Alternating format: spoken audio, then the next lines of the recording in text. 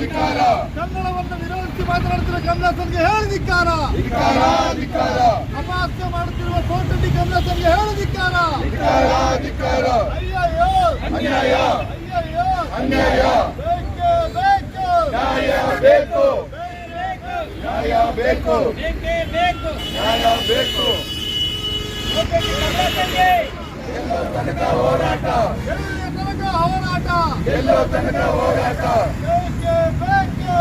ಕನ್ನಡ ಭಾಷೆ ಹುಟ್ಟಿದ್ದೇ ತಮಿಳಿನಿಂದ ಎಂಬ ವಿವಾದಾತ್ಮಕ ಹೇಳಿಕೆ ನೀಡಿ ಕನ್ನಡಿಗರ ಕೆಂಗಣ್ಣಿಗೆ ಗುರಿಯಾಗಿರುವ ಬಹುಭಾಷಾ ನಟ ಕಮಲ್ ಹಾಸನ್ ವಿರುದ್ಧ ಕರ್ನಾಟಕ ರಕ್ಷಣಾ ವೇದಿಕೆ ಪ್ರವೀಣ್ ಶೆಟ್ಟಿ ಬಣದ ಕಾರ್ಯಕರ್ತರು ಕೆಆರ್ಪುರದ ಬಿಬಿಎಂಪಿ ಕಚೇರಿ ಮುಂದೆ ಕತ್ತೆ ಮೆರವಣಿಗೆ ನಡೆಸುವ ಮೂಲಕ ವಿನೂತನ ಪ್ರತಿಭಟನೆ ನಡೆಸಿದರು.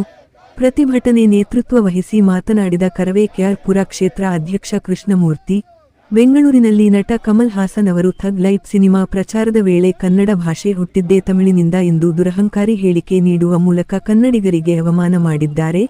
ಕೂಡಲೇ ತಮ್ಮ ಹೇಳಿಕೆ ಹಿಂದಕ್ಕೆ ಪಡೆದು ಕನ್ನಡಿಗರಲ್ಲಿ ಕ್ಷಮೆಯಾಚಿಸಬೇಕು. ಕನ್ನಡಿಗರ ಕ್ಷಮೆ ಕೇಳದೇ ಇದ್ದರೆ ಯಾವುದೇ ಕಾರಣಕ್ಕೂ ಅವರ ಚಲನಚಿತ್ರಗಳು ರಾಜ್ಯದಲ್ಲಿ ಬಿಡುಗಡೆ ಮಾಡಲು ಬಿಡುವುದಿಲ್ಲ ಎಂದು ಎಚ್ಚರಿಕೆ ನೀಡಿದರು. ಹೊರ ರಾಜ್ಯದವರು ಪದೇ ಪದೇ ಕನ್ನಡಿಗರ ಮೇಲೆ ದೌರ್ಜನ್ಯ ಹಾಗೂ ಕನ್ನಡ ಭಾಷೆಗೆ ಅವಮಾನ ಮಾಡುವ ಕೆಲಸ ಮಾಡುವ ಮೂಲಕ ಕನ್ನಡಿಗರನ್ನು ಕೆಣಕುತ್ತಿದ್ದಾರೆ.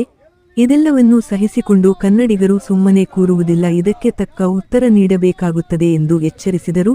ಈ ಸಂದರ್ಭದಲ್ಲಿ ಬೆಂಗಳೂರು ನಗರ ಸಂಚಾಲಕ ಬೆನ್ನಿಗಾನಹಳ್ಳಿ ರವಿ, ವಿನಯ್ ಕುಮಾರ್, ವಿನಯ್ ಗೋಲ್ವೇರ್, ಮೋಹನ್ ಗೌಡ, ಶಂಕರ್ ಗೌಡ, ಮದನ್, ಭಾಗ್ಯಲಕ್ಷ್ಮಿ, ರವಿಚಂದ್ರ, ಜಗದೀಶ್ ಗೌಡ, ರಾಮ್ ಬಾಬು, ಪೂರ್ಣಿಮಾ, ಸುಜಾತ ಹಾಗೂ ಕಾರ್ಯಕರ್ತರು ಇದ್ದರು. ತಮಿಳ್ ಚಿತ್ರನಟ ಕಮಲ್ ಹಾಸನ್ ರವರು ಥಗ್ ಲೈಫ್ ಚಿತ್ರದ ಒಂದು ವಿಚಾರವಾಗಿ ಪ್ರಚಾರದ ವಿಚಾರವಾಗಿ ಅವರು ಬೆಂಗಳೂರಿಗೆ ಬಂದ ಸಮಯದಲ್ಲಿ ಕನ್ನಡವನ್ನ ತಮಿಳಿಂದ ಕನ್ನಡ ಹುಟ್ಟಿದ್ದು ಅನ್ನೋ ಒಂದು ಮಾತನ್ನ ಅವಹೇಳನಕಾರಿ ದುರಹಂಕಾರಿ ಮಾತನ್ನ ಮಾತಾಡಿದ್ದಾರೆ. ಕನ್ನಡಪರ ಸಂಘಟನೆಗಳ ಒಕ್ಕೂಟ ನಮ್ಮ ಪ್ರವೀಣ್ ಕುಮಾರ್ ಶೆಟ್ಟಿ ಅಣ್ಣವರ ನಾಯಕತ್ವದಲ್ಲಿ ಕನ್ನಡ ಚಲನಚಿತ್ರ ವಾಣಿಜ್ಯ ಮಂಡಳಿಗೆ ಮನವಿನ ಕೊಡೋದ್ರ ಮುಖಾಂತರವಾಗಿ ಇಂಥ ನಟರನ್ನ ಚಿತ್ರರಂಗದ ಬಹಿಷ್ಕಾರ ಮಾಡಬೇಕು, ಏನು ಕನ್ನಡಕ್ಕೆ ಅವಹೇಳನ ಮಾತುಗಳನ್ನು ಮಾತಾಡತಕ್ಕಂಥ ಕಮಲ್ ಹಾಸನ್ ರವರು ಕನ್ನಡಿಗರ ಪರ ಕ್ಷಮೆಯನ್ನು ಅರ್ಚನೆ ಮಾಡಬೇಕು. ಇಲ್ಲದೆ ಹೋದ್ರೆ ಅವರ ಚಿತ್ರಗಳನ್ನ ಯಾವುದೇ ಕಾರಣಕ್ಕೂ ಕರ್ನಾಟಕ ರಾಜ್ಯದಲ್ಲಿ ಬಿಡುಗಡೆ ಮಾಡಲಿಕ್ಕೆ ಅವಕಾಶ ಮಾಡಿಕೊಡಲ್ಲ ಅಂತ ಹೇಳಿ ಪ್ರವೀಣ್ ಕುಮಾರ್ ಶೆಟ್ಟಿ ಅನ್ನೋ ಸಂಘಟನೆ ಹಾಗೂ ಕನ್ನಡಪರ ಸಂಘಟನೆಗಳ ಒಕ್ಕೂಟ ಇವತ್ತು ಕಮಲ್ ಹಾಸನ್ ಪರ ವಿರುದ್ಧವಾಗಿ ನಿಂತ್ಕೊಂಡಿದ್ದೀವಿ. ನಾವು ನೋಡ್ತಾ ಇದ್ದೀವಿ, ಮೊನ್ನೆ ಇಲ್ಲಿಂದ ನಾವು ಶಬರಿಮಲೆಗೆ ಹೋದಾಗ ಕೇರಳ, ತಮಿಳುನಾಡಿನಲ್ಲಿ ವಾಹನಗಳ ಮೇಲೆ ಕಟ್ಕೊಂಡು ಹೋಗುವಂಥ ಕನ್ನಡ ಬಾವುಟಗಳನ್ನ ತೆರವುಗೊಳಿಸ್ತಾರೆ. ವಾಹನಗಳ ಮೇಲೆ ಕನ್ನಡ ಬಾವುಟ ಕಟ್ಟಬಾರ್ದು ಅಂತಾರೆ. ಮತ್ತೊಂದು ಕಡೆ NS ಸಂಘಟನೆಯವರು ಕನ್ನಡವನ್ನು ಮಾತನಾಡಿ ಅಂತ ಹೇಳಿದ್ರು ಕಂಡಕ್ಟರ್ ಮೇಲೆ ದೌರ್ಜನ್ಯವಾಗಿ ಹಲ್ಲೆ ಮಾಡೋದ್ರ ಮುಖಾಂತರವಾಗಿ ಕನ್ನಡದ ಬಸ್ಸುಗಳಿಗೆ ಬೆಂಕಿ ಇಡೋದು ಕೆಲಸ ಮಾಡ್ತಾರೆ. ಮತ್ತೆ ನಮ್ಮ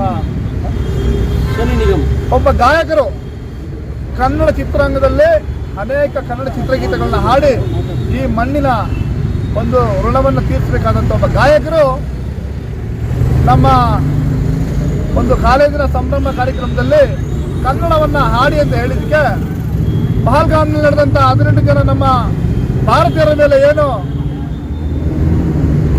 ಉಗ್ರಗಾಮಿಗಳವ್ರನ್ನ ಸಾಯಿಸೋಂಥ ಕೆಲಸ ಮಾಡ್ತಾರೆ, ಅವ್ರನ್ನ ಹಾಡನ್ನ ಹೇಳಿ ಅಂದಿದ್ದಕ್ಕೆ ಕನ್ನಡ ಹಾಡಿಗೆ ಪಹಲ್ಗಾಮ್ನ ಉಗ್ರಗಾಮಿಗಳು ಬರ್ತಾರೆ.